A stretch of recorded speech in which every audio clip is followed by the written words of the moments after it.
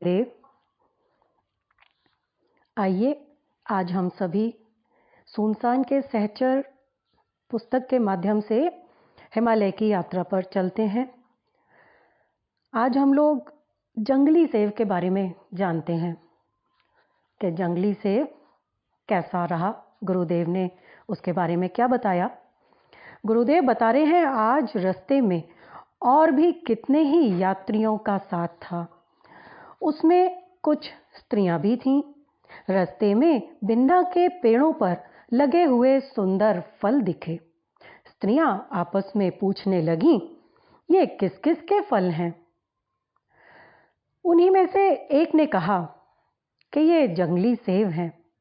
गुरुदेव बता रहे हैं, ना मालूम उसने जंगली सेब की बात कहाँ से सुन रखी थी। निदान यही तय हुआ कि ये जंगली सेब का ही फल है। एक स्त्री ने बताया कि ये जंगली सेब है, उसमें सभी ने अच्छा चलो ये जंगली सेब ही है, ये ही तय हुआ। फल खूब लदे हुए थे, देखने में पीले और लाल रंग मिले हुए बहुत सुंदर लगते थे और प्रतीत होता था खूब पके हुए हैं। आगे गुरुदेव बता रहे हैं, एक झुंड रुक गया। सयानी सी लड़की पेड़ पर चढ़ गई। लगता था उसे अपने ग्रामीण जीवन में पेड़ों पर चढ़ने का अभ्यास रहा है। उसने 40-50 फल नीचे गिराए। नीचे खड़ी स्त्रियों ने उन्हें आपाधापी से बीना। किसी के हाथ ज्यादा लगे तो किसी के हाथ कम। जिसके हाथ कम लगे थे वो उनसे लड़ रही थी और जिसने ज्यादा बीने थे, जिनके एक स्त्री ने ऊपर चढ़ के पेड़ से 40-50 फल नीचे गिराए, तो जिसके पास ज़्यादा आ गए वो तो खुश थी, पर जिनके पास कम थे वो उनसे लड़ने लगीं। लड़ती जाती और कहती जाती, तूने रास्ता रोक कर झपट कर अधिक बीन लिए, मुझे बीनने नहीं दिए। जिसके पास अधिक थे वो कह रही थी, मैंने भाग दौड़ कर अपने पुरुषार्थ से बीने हैं। जिसके हाथ पैर चलेंगे वही तो नफे में रहेगा। सही बात है, जिसका हाथ पांव चलेगा, जो भाग दौड़ कर पुरुषार्थ करेगा, उसी के पास ज्यादा फल आएंगे, उसी के पास ज्यादा सेब इकट्ठा हुआ। तुम्हारे हाथ पैर चलते तो तुम मुझसे अधिक बीन लेती। और सुना दिया भाई कि तुम्हारे हाथ पांव चल रहे होते तो मुझसे अधिक बीन लेती। आगे गुरुदेव बता रहे हैं, इन फलों को अगली चट्टी पर भोजन के साथ खाएंगे। बड़े मीठे और सुंदर होते हैं ये, रोटी के साथ अच्छे लगेंगे। धोती के पल्लों में बांध कर वे प्रसन्न होती हुई चल रही थीं। कीमती फल इतनी तादाद में उन्होंने अनायास ही पा लिए। इसी बात की उन्हें बहुत खुशी थी, प्रसन्न थी। लड़ाई झगड़ा तो शांत हो गया, पर ज्यादा कम बीनने की बात पर मनोमालिन्य जो उत्पन्न हुआ वो बना हुआ था। लड़ाई झगड़ा तो शांत हो गया, लेकिन अंदर ही अंदर एक उनमें चल रही थी कि इसके पास ज्यादा है। एक दूसरे को नाराजी के साथ घूर घूर कर देखती जा रही थी। आगे गुरुदेव बताते हैं, चट्टी आई, सब लोग ठहरे, भोजन बना, फल निकाले गए। जिसने चखे उसी ने थू थू किया। क्या हुआ? वे कड़वे थे। इतनी मेहनत से लड़ झगड़ कर लाए हुए सुंदर दिखने वाले जंगली सेब कड़वे और बेस्वाद थे। उसे देखकर उन्हें बड़ी निराशा हुई। सामने खड़ा हुआ पहाड़ी कुली वो हंस रहा था। फल कड़वे थे, सभी लोग थू थू करने लग गए, लेकिन जो कुली था, पहाड़ी कुली जो था, वो इन सब बातों को देखकर हंस रहा था। उसने कहा, ये तो बिन्नी का फल है, उसे कोई नहीं खाता, इसकी गुठली का तेल भर निकालते हैं बस। बेसमझे बूझे बीनने और लाने खाने की मूर्खता पर वे सभी स्त्रियां सकुचार रही थीं। कहा तो सारे रास्ते उनमें अनबन चल रही थी कि इसके पास ज्यादा है, और जब समझ में आया तो सभी मूर्खता के ऊपर सकुचा रही थीं। गुरुदेव बताते हैं, मैं भी साथ था। इस सब नज़ारे के आदि से अंत तक मैं साथ था।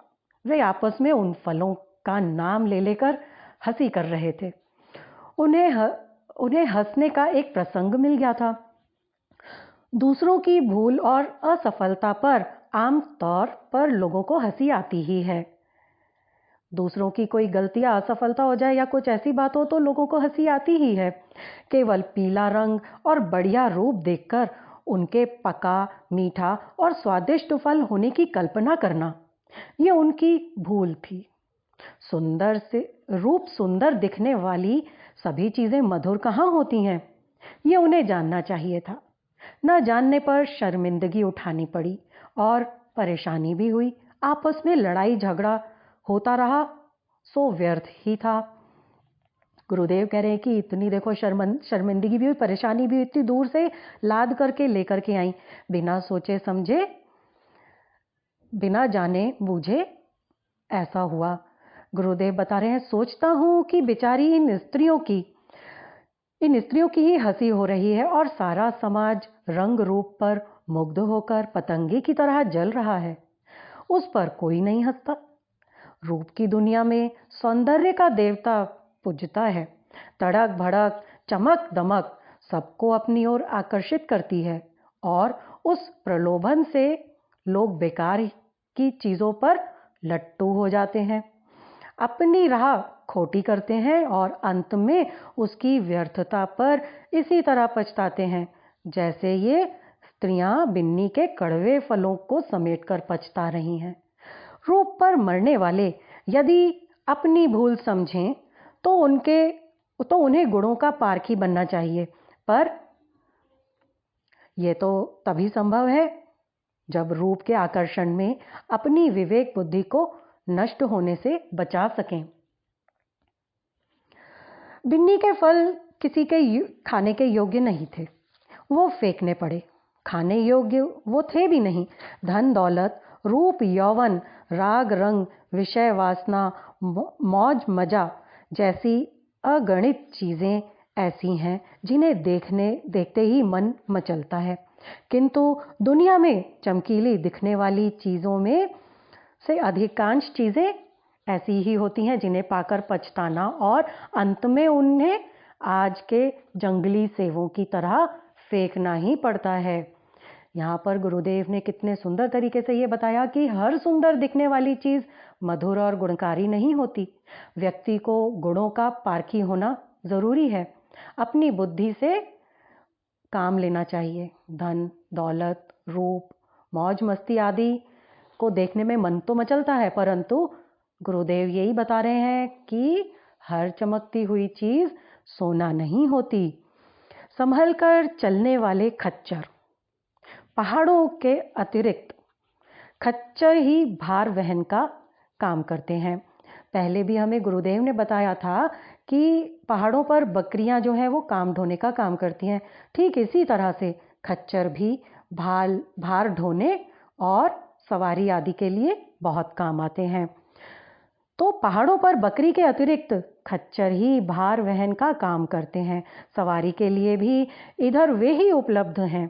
जिस प्रकार अपने नगरों की सड़कों पर गाड़ी, ठेले, तांगे, रिक्शे चलते हैं, उसी तरह उतार चढ़ाव की विषम और खतरनाक पगडंडियों पर ये खच्चर ही निरापद रूप से चलते फिरते नजर आते हैं। जैसे शहरों में गाड़ी, तांगे, ठेले, रिक्शे आदि चलते हैं, वैसे पहाड़ों पर खच्चर पतली पतली खतरनाक पगडंडियों पर यही चलते फिरते नजर आते हैं। गुरुदेव बता रहे हैं, देखा कि जिस सावधानी से ठोकर और खतरा बचाते हुए इन पगडंडियों पर हम लोग चलते हैं, उसी सावधानी से ये खच्चर भी चल रहे हैं। हमारे सिर की बनावट ऐसी है कि पैरों के नीचे की जमीन को देखते हुए, ठोकरों को बचाते हुए आसानी से हम चल सकते हैं, पर खच्चर के बारे में ऐसी बात नहीं है। गुरुदेव बता रहे हैं कि हमारी तो बनावट ऐसी है, मनुष्य की सर की बनावट ऐसी है कि हम चलते हैं तो हम नीचे देख के चल सकते हैं, लेकिन जो 4 पैर वाले जानवर खच्चर है जैसे, तो वो ऐसे नहीं चल सकता। उनकी आंखें ऐसी जगह लगी हैं और गर्दन का मुड़ाव ऐसा है जिससे सामने देखा जा सकता है, पर पैर के नीचे देखना कठिन है। इन लोगों की बनावट ही ऐसी है कि ये लोग सामने ही देख सकते हैं, पैरों के नीचे नहीं देख सकते हैं। इतने पर भी खच्चर का हर कदम बड़ी सावधानी से और सही सही रखा जा रहा था। जरा सी चूक होने पर भी वह उसी तरह लुढ़क कर मर सकता है जैसे कल एक बछड़ा गंगोत्री की सड़क पर चूर चूर हुआ मरा पड़ा देखा था। बेचारे का पैर जरा सी असावधानी से गलत जगह पड़ा कि 80 फुट की ऊंचाई से नीचे आ गिरा। उसकी हड्डी पसली चकनाचूर हो गई। ऐसा कभी कभी ही होता है। खच्चर के बारे में तो ऐसी घटना कभी सुनी नहीं। खच्चर हमेशा सावधानी से चलता है। लादने वालों से पूछा तो उन्होंने बताया कि खच्चर रास्ता चलने के बारे में बहुत ही सावधानी और बुद्धिमत्ता से काम लेता है। गुरुदेव बता रहे हैं, उन्होंने पूछा था, जो सामान लादने वाले होते हैं उनसे पूछा तो उन लोगों ने बताया कि खच्चर बहुत सावधानी से और बुद्धिमत्ता से काम लेता है। तेज चलता है पर हर कदम को था था कर संभाल संभाल कर चलता है। ठोकर या खतरा हो तो तुरंत संभल जाता है। बढ़े हुए कदम को पीछे हटा लेता है और दूसरी ठीक जगह पैर के सहारे तलाश कर वहीं पर कदम रखता है। खच्चर कितना सावधानी से चलता है। ठोकर अगर लग जाती है तो वो तुरंत संभल जाता है और अपने बढ़ते हुए कदम को पीछे हटा लेता है और पैर के सहारे से ऐसी जगह तलाश लेता है जहाँ पर उसको कोई खतरा ना हो। तो चलने में उसका ध्यान अपने पैरों और ज़मीन की स्थिति के संतुलन में ही लगा रहता है। यदि वो ऐसा न कर सका अगर वो ऐसा न कर सका होता तो इस विषम भूमि में उसकी कुछ उपयोगिता ही नहीं होती। फिर वो पहाड़ों पर क्यों होता? ज़्यादातर खच्चर पहाड़ों पर ही दिखाई देते हैं। उनकी ये क्वालिटी है कि वो चलते समय किस तरह से सावधानी से चलते हैं। खच्चर की बुद्धिमत्ता प्रशंसनीय है। मनुष्य जबकि बिना आगा पीछा सोचे गलत दिशा में कदम उठाता है और एक के बाद एक ठोकर खाते हुए संभलता नहीं। पर इन खच्चरों को तो देखो कि हर कदम का संतुलन बनाए रखने में जरा भी नहीं चूकते। यदि इस ऊबड़ खाबड़ दुरंगी दुनिया के जीवन मार्ग पर चलते हुए इन पहाड़ी खच्चरों की भांति अपना हर कदम सावधानी के साथ उठा सकने में समर्थ हो सके तो हमारी स्थिति वैसी ही प्रशंसनीय हो जैसी इन पहाड़ी प्रदेश के खच्चरों में है। खच्चरों से यही सबक सीखने को मिलता है कि रंग बिरंगी उबड़ खाबड़ दुनिया में किस प्रकार से हमें सावधानी पूर्वक चलना चाहिए। कहीं खतरा दिखे तो अपने बढ़ते हुए कदम को वहीं रोक लेना चाहिए सावधानी पूर्वक। आगे गुरुदेव हमें गौमुख लेके चल रहे हैं। आइए हम सभी गौमुख चलते हैं। आज माता गंगा का मूल उद्गम देखने की चिर अभिलाषा पूरी हुई। गंगोत्री तक पहुंचने में जितना कठिन मार्ग मिला उससे कहीं अधिक दुर्गम ये गंगोत्री से गौमुख तक 18 मील का टुकड़ा है। गंगोत्री तक के रास्ते में जब टूट फूट होती रहती है तो सरकारी सड़क विभाग के कर्मचारी ठीक करते रहते हैं। पर इस उपेक्षित मार्ग को जिसमें बहुत कम ही लोग कभी कभी जाते हैं, कौन सुधारे? पार्वती मार्गों का हर साल बिगड़ना ही ठहरा। यदि 1-2 वर्ष उनकी उपेक्षा रहे तो वो काफ़ी जटिल हो जाते हैं। अगर समय समय पर उनको सुधारते रहे, मरम्मत होती रहे रास्तों की, तो उसमें नुकसान कम होता है। और अगर 1-2 साल रुक के उसकी मरम्मत अगर कराई जाए तो गुरुदेव बता रहे हैं कि ये काम बहुत जटिल हो जाता है। कई जगह तो रास्ते ऐसे टूट गए थे कि वहां से गुजरना जीवन के साथ जुआ खेलने के समान था। एक पैर फिसलने की देर थी कि जीवन का अंत ही समझना चाहिए था। जिस ग्लेशियर से गंगा की छोटी सी धारा निकलती है वो नीले रंग की है। माता का ये उद्गम हिमाच्छादित गिरी श्रृंगों से बहुत ही शोभनीय प्रतीत होता है। गुरुदेव बता रहे हैं जिस ग्लेशियर से गंगा की छोटी सी धारा निकलती है वो नीले रंग की है और वो जगह बहुत ही शोभनीय है, बहुत सुंदर है। धारा का दर्शन एक साधारण से झरने के रूप में होता है। वो है तो पतली सी, पर वेग बहुत तेज है। गुरुदेव बताते हैं कि ये धारा कैलाश से शिव जी की जटाओं से आती है। कैलाश से गंगोत्री तक का सैकड़ों मील का रास्ता गंगा भीतर ही भीतर पार करती है और उसे करोड़ों टन ग्लेशियर का दबाव सहन करना पड़ता है। कितने सैकड़ों मील तक गंगा ग्लेशियर के भीतर ही भीतर रास्ता पार करती है और उसको ग्लेशियर का करोड़ों टन का भार सहन करना पड़ता है। इसी से धारा इतनी तीव्र निकलती है। जो हो भावुक हृदय के लिए यह धारा ऐसी ही लगती है मानो माता की छाती से दूध की धारा निकलती है।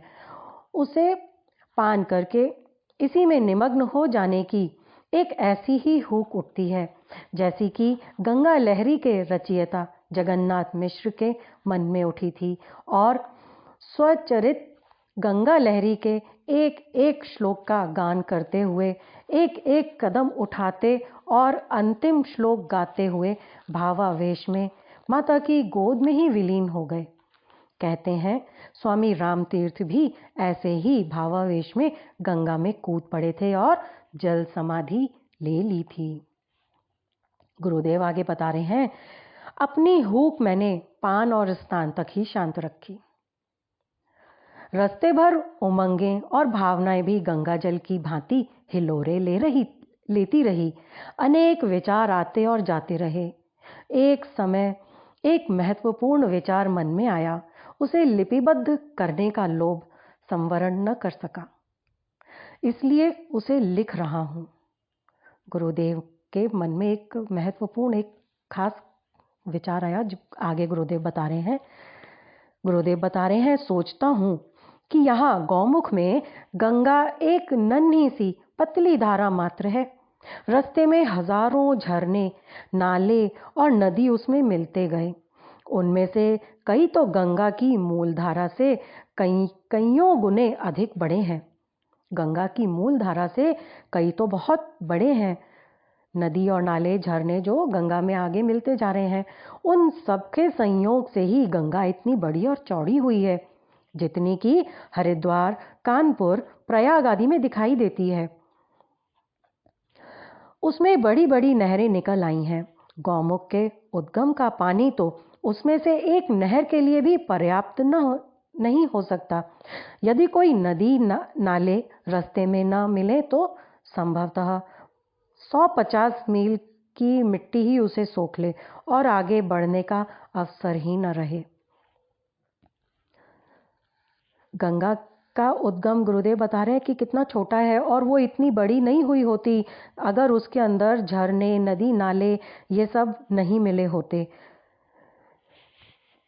उसकी जो नदी नाले न मिले होते तो, अगर नहीं मिले होते तो 150 मील तक ही मिट्टी ही उसे सोख लेती।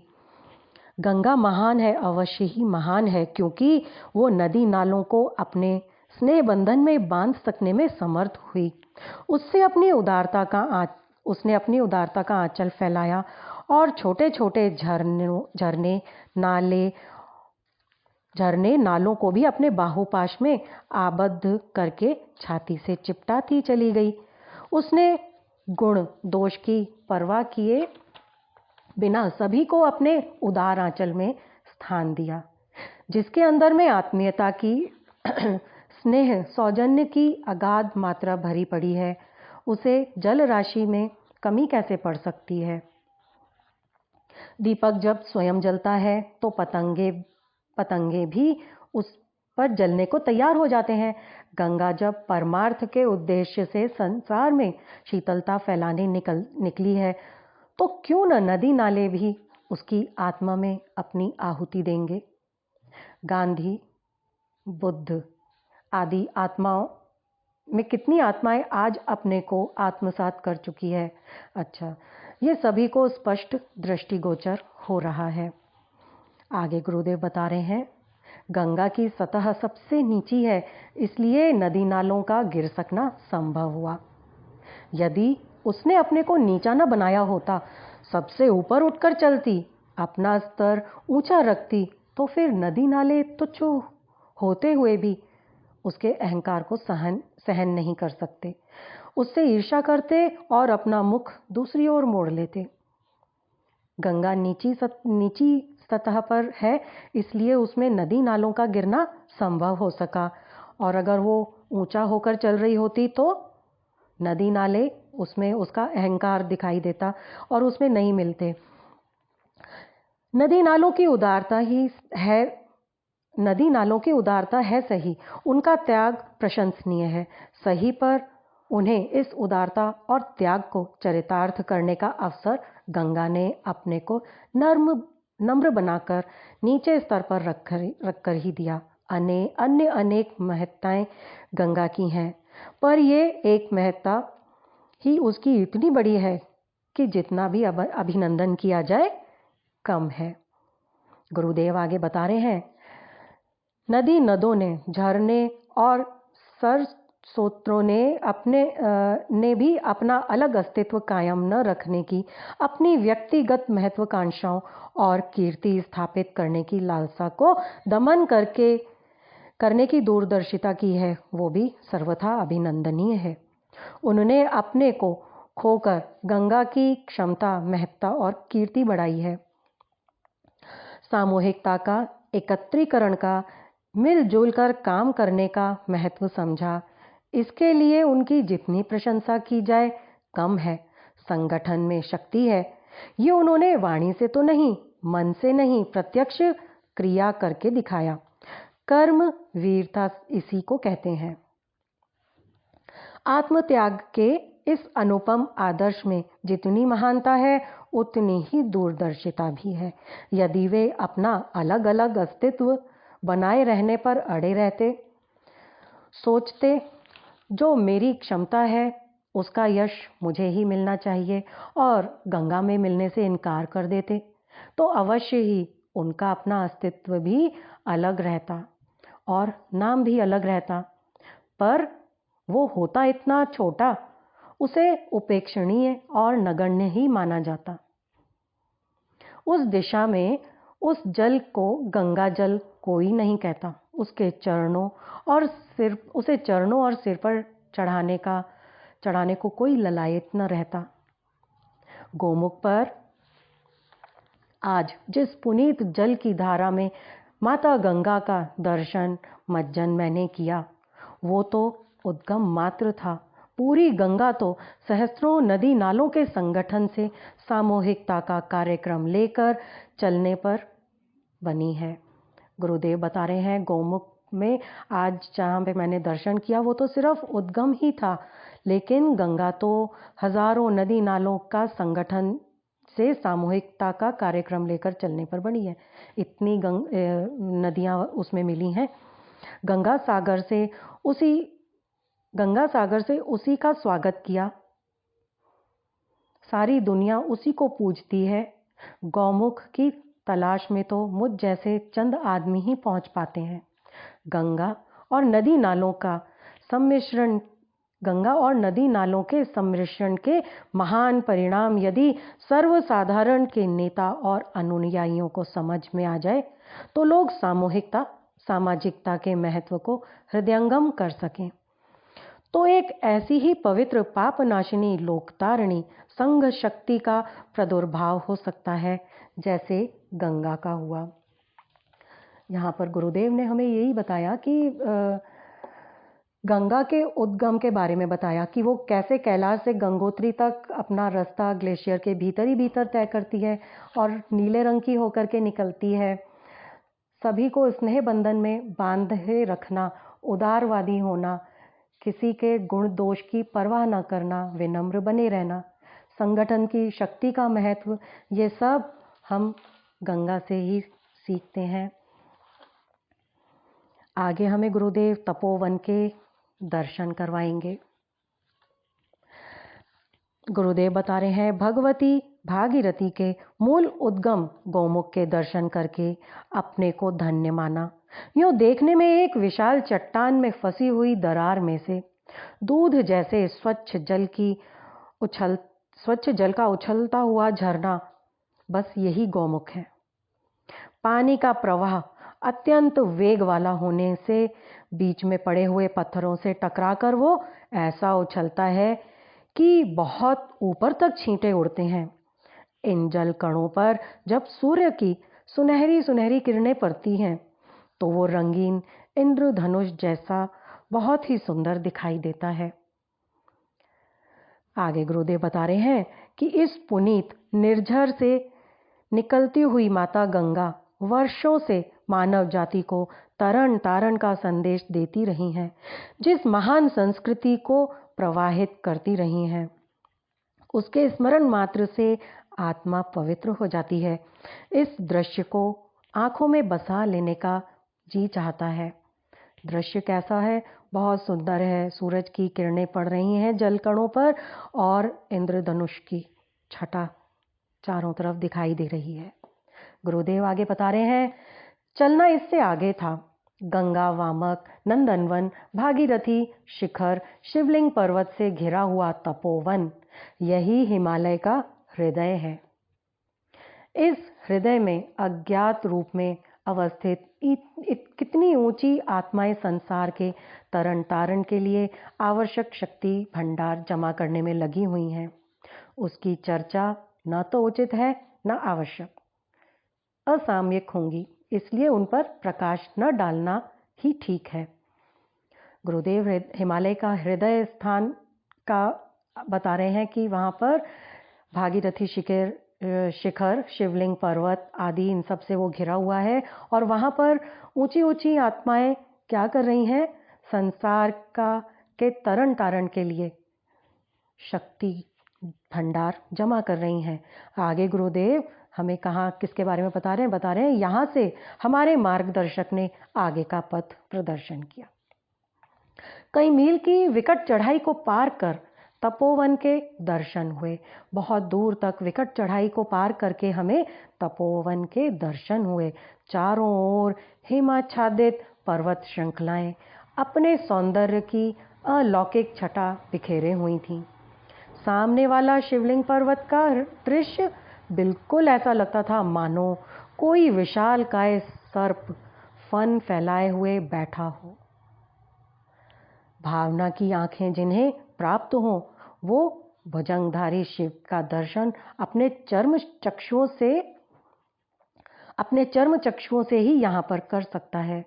जिसको भावना की आंखें, जो उसको ही भुजंगधारी शिव के दर्शन हो सकेंगे।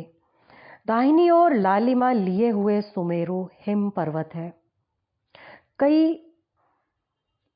कई नीली आभा वाली चोटियां ब्रह्मपुरी कहलाती हैं। नीली आभा वाली चोटियां ब्रह्मपुरी कहलाती हैं। इससे थोड़ा और पीछे हटकर बाईं तरफ भागीरथ पर्वत है। कहते हैं यहीं बैठकर भागीरथ जी ने तप किया था, जिससे गंगा अवतरण संभव हुआ।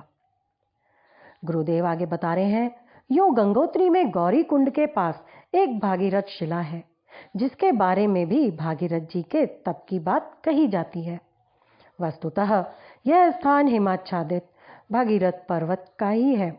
इंजीनियर लोग इसी पर्वत में गंगा का उद्गम मानते हैं। इंजीनियर लोग कहाँ पर मानते हैं? भागीरथ पर्वत से गंगा का उद्गम वहीं से मानते हैं। गुरुदेव बता रहे हैं कि भागीरथ पर्वत के पीछे नीलगिरी पर्वत है, जहाँ से नीले जल वाली नील नदी प्रवाहित होती है। ये सब रंग बिरंगे पर्वतों का स्वर्गीय दृश्य एक ऊंचे स्थान पर देखा जा सकता है।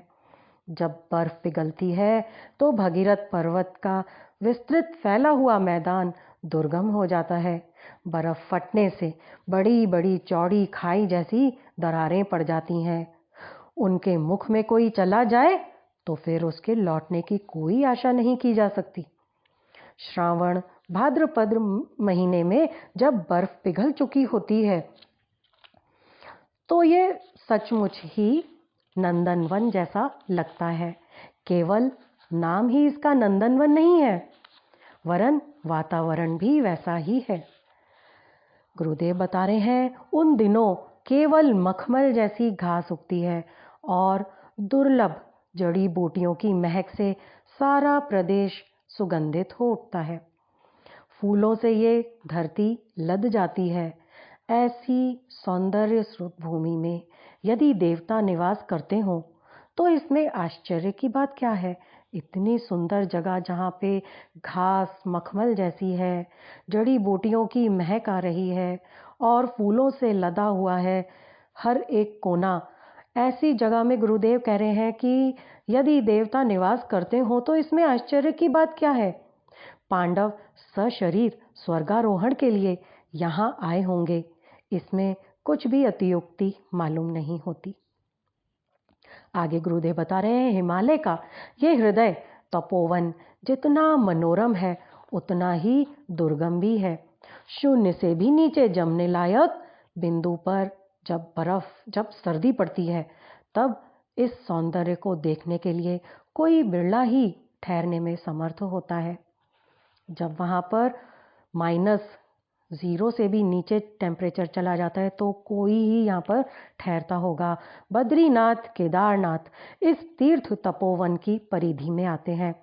यूँ वर्तमान रास्ते से जाने पर गौमुख से बद्रीनाथ केवल 250 मील है, पर यहाँ तपोवन से माणा घाटी होकर केवल 20 मील रह जाता है। इस प्रकार केदारनाथ से 12 मील पर हिमाच्छादित रास्ते सबके लिए सुगम नहीं है। गुरुदेव बता रहे हैं इस तपोवन को स्वर्ग कहा जा सकता है। उसमें पहुंचकर मैंने यही अनुभव किया मानो सचमुच स्वर्ग में ही खड़ा हूं। यह सब उस परम शक्ति की कृपा का ही फल है जिसके आदेश पर यह शरीर निमित्त मात्र बनकर कठपुतली की तरह चलता चला जा रहा है। आगे गुरुदेव पहुंचे सुनसान की झोपड़ी। इस झोपड़ी के चारों ओर सन्नाटा छाया हुआ है। प्रकृति स्तब्ध है। सुनसान का सूनापन अखर रहा है। दिन बीता, रात आई। अनभयस वातावरण के कारण नींद नहीं आ रही। हिंसक पशु, चोर, सांप, भूत आदि तो नहीं, पर अकेलापन डरा रहा था। गुरुदेव बता रहे हैं जब हम उस झोपड़ी में पहुंचे वहाँ पर बिल्कुल सुनसान था, नींद नहीं आ रही थी क्योंकि ऐसे वातावरण के अभ्यस्त नहीं थे। वहाँ पर हिंसक पशुओं का, चोर, सांप, इन लोगों का डर तो नहीं था, लेकिन डर किस चीज़ का था? अकेलेपन का। शरीर के लिए करवटें बदलने के अतिरिक्त कुछ काम न था। मस्तिष्क खाली था। चिंतन की पुरानी आदत सक्रिय हो उठी। सोचने लगा, अकेलेपन में डर क्यों लगता है? गुरुदेव कह रहे हैं कि दिमाग एकदम खाली था, लेकिन चिंतन की, सोचने की पुरानी आदत वो सक्रिय हो गई और गुरुदेव सोचने लगे कि अकेलेपन में डर क्यों लगता है। भीतर से एक समाधान उपजा। मनुष्य समष्टि का अंश है। उसका पोषण समष्टि द्वारा ही हुआ। जल तत्व से ओतप्रोत मछली का शरीर जैसे जल में ही जीवित रहता है, वैसे ही समष्टि का एक अंग, समाज का एक घटक, व्यापक चेतना का एक स्फुल्लिंग होने के कारण उसे समूह में ही आनंद आता है। अकेलेपन में उस व्यापक समूह चेतना से असंबंध होने के कारण आंतरिक पोषण बंद हो जाता है। इस अभाव में बेचैनी ही सूनेपन का डर हो सकती है, क्योंकि मनुष्य एक हमें आसपास किसी को भी नहीं जानते, लेकिन अपनी बिल्डिंग में ही अगर देखें, हम पूरी बिल्डिंग खाली है और अकेले हैं तो उस अकेलेपन से डरेंगे। इसी के लिए गुरुदेव बता रहे हैं, क्योंकि हमको आदत है, जान पहचान नहीं है, पर चहल पहल आसपास दिखती रहनी चाहिए, इसकी हमें आदत होती है। गुरुदेव आगे बता रहे हैं, कल्पना ने और आगे दौड़ लगाई। स्थापित मान्यता की पुष्टि में उसने जीवन के अनेक संस्मरण ढूंढ निकाले। सूनेपन के, अकेले विचरण करने के अनेक प्रसंग याद आए, उनमें आनंद नहीं था, समय ही काटा गया। स्वाधीनता संग्राम में जेल यात्रा के उन दिनों की याद आई जब काल कोठरी में बंद रहना पड़ता था। वैसे उस काल कोठरी में कोई कष्ट नहीं था, पर सूनेपन का मानसिक दबाव पड़ रहा था। 1 महीने के बाद जब कोठरी से छुटकारा मिला तो पके आम की तरह पीला पड़ गया था। खड़े होने में आंखों तले अंधेरा आ जाता था। गुरुदेव बता रहे हैं, क्योंकि सूनापन बुरा लग रहा था, इसलिए मस्तिष्क के सारे कल पुर्जे उसकी बुराई साबित करने में ही जी जान से लगे हुए थे। अकेलापन, सूनापन बुरा लग रहा था, अच्छा नहीं लग रहा था, इसलिए दिमाग भी उसमें बुराई ही ढूंढ रहा था। मस्तिष्क एक जानदार नौकर है, नौकर के समान ही तो है। अंतस की भावना और मान्यता जैसी होती है, उसी के अनुरूप वो विचारों का, तर्कों, प्रमाणों, कारणों और उदाहरणों का पहाड़ जमा कर लेता है। बात सही या गलत, ये निर्णय करना विवेक बुद्धि का काम है। मस्तिष्क की जिम्मेदारी तो इतनी भर है कि अभिरुचि जिधर भी चले उसे समर्थन के लिए, औचित्य सिद्ध करने के लिए आवश्यक विचार सामग्री उपस्थित कर दे। अपना मन भी इस समय वो ही कर रहा था जहां पर जब मन नहीं लग रहा था तो सारी चीजें उसकी नेगेटिव बातें ही ढूंढ रही थी। गुरुदेव आगे बता रहे हैं, मस्तिष्क ने अब दार्शनिक ढंग से सोचना आरंभ कर दिया। स्वार्थी लोग अपने को अकेला मानते हैं, अकेले ही लाभ हानि की बात सोचते हैं। उन्हें अपना कोई दिखता नहीं, इसलिए वो सामूहिकता के आनंद से वंचित रहते हैं क्योंकि वो स्वार्थी हैं। उनका अंतःकरण सूने मरघट की तरह साएं साएं करता रहता है। ऐसे अनेकों परिचित व्यक्तियों के जीवन चित्र सामने आ खड़े हुए, जिन्हें धन वैभव की, श्री समृद्धि की कमी नहीं थी, पर स्वार्थ सीमित होने के कारण सभी उन्हें पराये लगते थे। सभी को शिकायत और कष्ट है। आगे गुरुदेव बता रहे हैं कि विचार प्रवाह अपनी दिशा में तीव्र गति से दौड़ा चला जा रहा था। लगता था वो सूनेपन को अनुपयुक्त ही नहीं, हानिकारक और कष्टदायक भी सिद्ध करके छोड़ेगा। तब अभिरुचि अपना प्रभाव उपस्थित करेगी। इस मूर्खता में पड़े रहने से क्या? अकेले में रहने की अपेक्षा जन समूह में रहकर जो काम हो वो सब क्यों ना प्राप्त किया जाए? जो अकेले में रहने की अपेक्षा जन समूह में रहकर जो कार्य हो वो सब क्यों ना प्राप्त किया जाए? गुरुदेव बता रहे हैं, विवेक ने मन को की गलत दौड़ को पहचाना और कहा, यदि सूनापन ऐसा ही अनुपयुक्त होता तो ऋषि और मुनि, साधक, सिद्ध, विचारक और वैज्ञानिक क्यों उसे खोजते?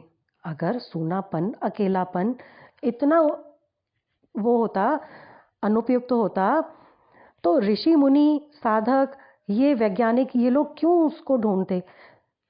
क्यों उस वातावरण में रहना चाहते? क्यों उस वातावरण में रहते? यदि एकांत का कोई महत्व न होता तो समाधि, सुख और आत्मदर्शन के लिए उसकी तलाश क्यों होती?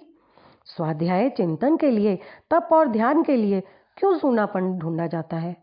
दूरदर्शी महापुरुषों का मूल्यवान समय क्यों उस असुखकर अकेलेपन में व्यतीत होता है?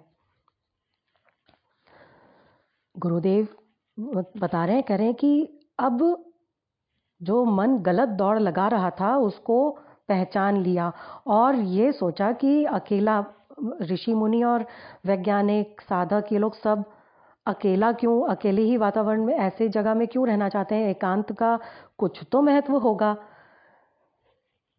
और स्वाध्याय, चिंतन, तप, ध्यान के लिए सूनापन मतलब अकेलापन ही क्यों ढूंढते हैं? भीड़ में बैठ के क्यों नहीं करते? किसी चीज़ की खोज करनी है वैज्ञानिकों को तो भीड़ में और कई लोगों को जमा करके नहीं करते, अकेले में करते हैं। गुरुदेव ने इस चीज़ को सोचा। आगे बता रहे हैं, लगाम खींचने पर जैसे घोड़ा रुक जाता है, उसी प्रकार सूनेपन को कष्ट कर सिद्ध करने वाला विचार प्रवाह भी वहीं रुक गया। निष्ठा ने कहा, एकांत साधना की आत्म प्रेरणा असत नहीं हो सकती।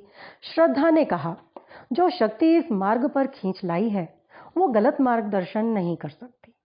और भावना ने कहा, जीव अकेला आता है, अकेला जाता है, अकेला ही अपनी शरीर रूपी कोठरी में बैठा रोता है। क्या इस निर्धारित एकांत विधान में उसे कुछ असुख कर प्रतीत होता है? सूरज अकेले चलता है, चंद्रमा अकेला उदय होता है, वायु अकेला प्रवाहमान है। इसमें उन्हें कोई कुछ कष्ट है? नहीं।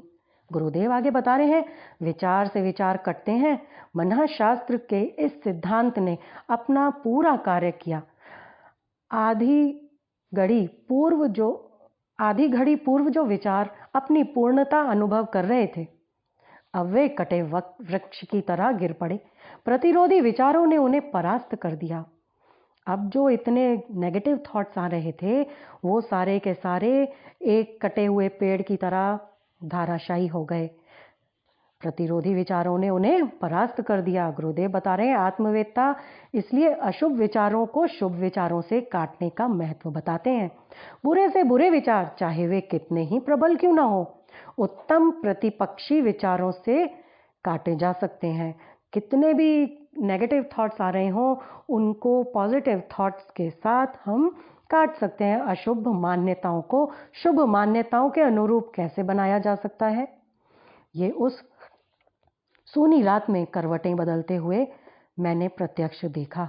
गुरुदेव बता रहे हैं कि इन अशुभ मान्यताओं को शुभ मान्यताओं में कैसे बदला जा सकता है, वो गुरुदेव ने उस रात, सूनी रात में करवटें बदलते हुए देखा। अब मस्तिष्क एकांत की उपयोगिता, आवश्यकता और महत्ता पर विचार करने लगा। आगे गुरुदेव बता रहे हैं, रात धीरे धीरे बीतने लगी। अनिद्रा से ऊबकर कुटिया के बाहर निकला तो देखा कि गंगा की धारा अपने प्रियतम समुद्र से मिलने के लिए व्याकुल प्रेयसी की भांति तीव्र गति से दौड़ी चली जा रही है। रास्ते में पड़े हुए पत्थर उसका मार्ग अवरुद्ध करने का प्रयत्न करते, पर वह उनके रोके रुक न पा रही थी। अनेकों पाषाण खंडों की चोट से उसके अंग प्रत्यंग घायल हो रहे थे, तो भी वह न जाने न किसी से शिकायत करती थी और न निराश होती थी। इन बाधाओं का उसे ध्यान भी नहीं था। गंगा की धारा बिल्कुल इतनी थपेड़े खाती हुई चली जा रही थी। इन बाधाओं का उसको ध्यान ही नहीं था। गुरुदेव आगे बता रहे हैं, अंधेरे का, सुनसान का उसको कोई भय नहीं था। अपने हृदयेश्वर से मिलने की व्याकुलता उसे इन सब बातों का ध्यान भी न आने देती थी। प्रिय के ध्यान में निमग्न हर हर कल कल का प्रेम गाती हुई गंगा निद्रा और विश्राम को तिलांजलि देकर चलने से ही लौ लगाए हुए थी। गंगा अनवरत चलती ही जा रही थी, चलती जा रही थी। उसको अपने हृदयेश्वर, उसको जाकर समुद्र में मिलना था। गुरुदेव आगे बता रहे हैं, चंद्रमा सर के ऊपर आ पहुंचा था। गंगा की लहरों में उसके अनेकों प्रतिबिंब चमक रहे थे, मानो एक ब्रह्म अनेक शरीरों में प्रविष्ट होकर एक से अनेक होने की अपनी माया दृश्य रूप से समझा रहा हो। दृश्य बड़ा ही सुहावना था।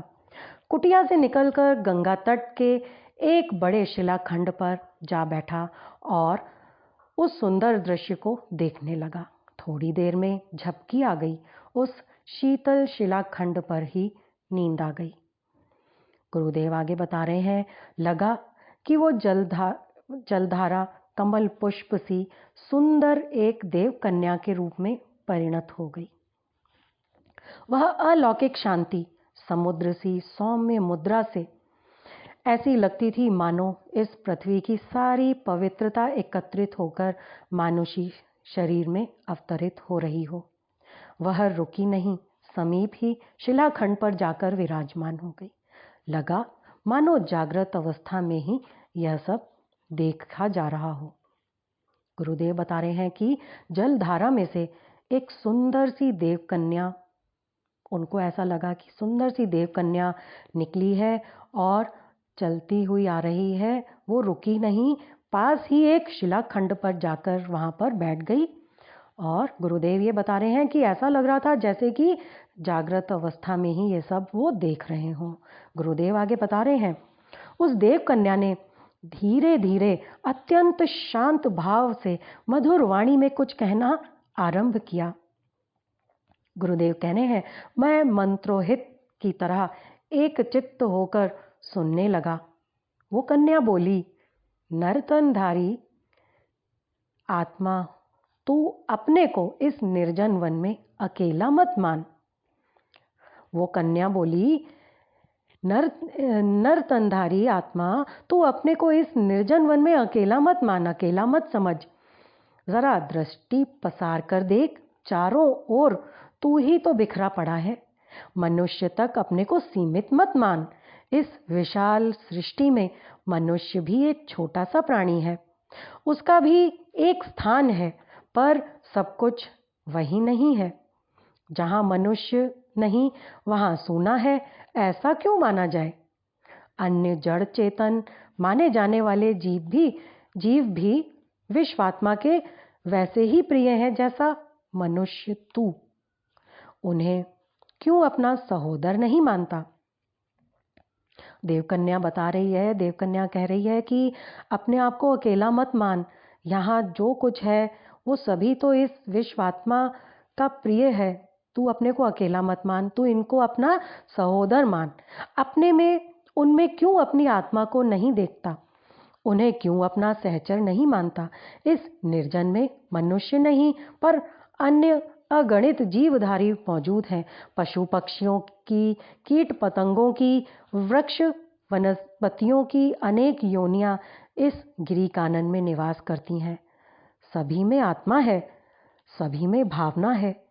यदि तो इन अचेतन समझे जाने वाले चेतनों की आत्मा से अपनी आत्मा को मिला सके, तो हे पथिक, तू अपनी खंड आत्मा को समग्र आत्मा के रूप में देख सकेगा। तू और ये भिन्न भिन्न नहीं है। गुरुदेव आगे बता रहे हैं कि वो देवकन्या आगे क्या कहती है। धरती पर अवतरित हुई वह दिव्य सौंदर्य की अद्भुत प्रतिमा देवकन्या बिना रुके कहती जा रही थी, मनुष्य को भगवान ने बुद्धि दी, पर वो अभागा उसका सुख कहाँ ले सका। तृष्णा और वासना में उस दैवी वरदान का दुरुपयोग किया और जो आनंद मिल सकता था उससे वंचित हो गया। वो प्रशंसा के योग्य प्राणी, करुणा का पात्र, पर सृष्टि के अन्य जीव इस प्रकार की मूर्खता नहीं करते। उनके चेतन की मात्रा न्यून भले ही हो, पर भावना को उनकी भावना के साथ मिलाकर तो देख। अकेलापन कहाँ है?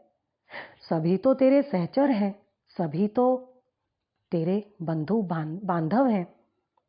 गुरुदेव कह रहे हैं, करवट बदलते ही नींद की झपकी खुल गई। हड़बड़ा कर उठकर बैठा, चारों ओर दृष्टि दौड़ाई तो वह अमृत सा सुंदर उपदेश सुनाने वाली देवकन्या वहां न थी। लगा मानो वह इस सरिता में समा गई हो, मानुषी रूप छोड़कर जलधारा में परिणत हो गई हो। वे मनुष्य की भाषा में कहे गए शब्द सुनाई नहीं पड़ते थे, पर हर हर कलकल की ध्वनि में भाव वही गूंज रहे थे, संदेश वही मौजूद था। ये चमड़े वाले कान उसे सुन तो नहीं पा रहे थे, पर कानों की आत्मा उसे अब भी समझ रही थी और ग्रहण कर रही थी। गुरुदेव बता रहे हैं, ये जागृति थी या स्वप्न, सत्य था या भ्रम, मेरे अपने विचार थे या दिव्य संदेश, कुछ समझ नहीं पा रहा था। आंखें खोली, सर पर हाथ फिराया तो जो सुना देखा था उसको ढूंढने का पुनः प्रयत्न किया, पर कुछ मिल नहीं पा रहा था, कुछ समाधान नहीं हो पा रहा था।